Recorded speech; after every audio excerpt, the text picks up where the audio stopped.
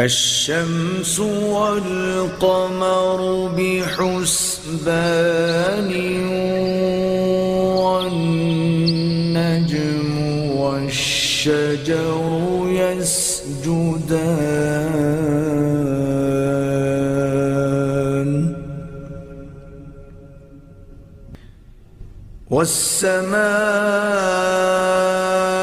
والسماء رفعها ووضع الميزان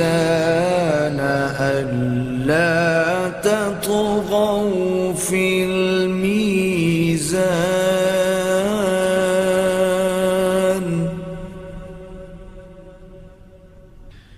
وأقيموا الوزن بالقسط ولا تخسروا